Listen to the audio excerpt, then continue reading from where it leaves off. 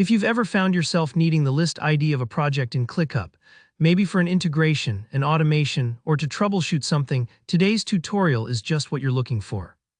By the end of this video, you'll know exactly where to find your ClickUp list ID quickly and confidently so you can get back to being productive. Alright, let's get started. First, make sure you're logged into your ClickUp workspace. If you're not already on the dashboard, go ahead and sign in. Now there can be a lot going on here between tasks, boards, and spaces, but what we need to do is pick the specific project whose list ID you want to find. ClickUp organizes everything into spaces, and then within those you'll find projects or lists, so take your time to navigate to the right area. Let's say you're looking for the list ID of your marketing campaign project. Just click into that list to open it up. Here's where the magic happens. Once you've got your chosen project open, look up at the top of your browser window, that's your URL bar. I know URLs can look like a jumble of letters and numbers, but don't worry, I'll guide you through. What you're looking for is the part of the URL that comes right after the last // and stops at the question mark. That string of characters is your list ID. For example, if your URL looks something like https://app.clickup.com/1234567/l/obdef1tasks. See that, obdef1? That's the list ID. This identifier is what ClickUp uses behind the scenes to keep everything organized, almost like how your home address uniquely points out where you live among all the houses in a city.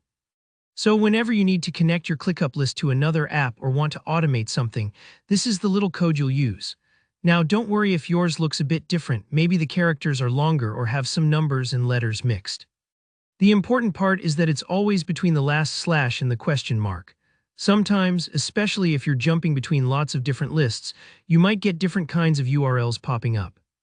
If you ever feel uncertain, just take it slow and double-check.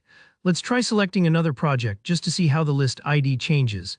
Head back to your workspace and pick a different list, maybe your client onboarding project. Open it up, take a look at the URL, and there it is. A whole different ID appears in the same spot. This is a good way to make sure you're grabbing the right ID for the right project. It's almost like checking the tag on a piece of luggage before you head to the airport.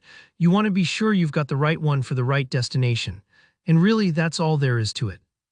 No lengthy menu diving, no hidden settings, just a simple glance at your URL bar. So next time ClickUp asks for a list ID or you need it for a Zap or integration, you'll know exactly where to find it hassle-free.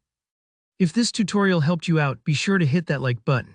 And if you still have questions or run into any hiccups, just drop a comment below. I check them regularly and am always happy to help.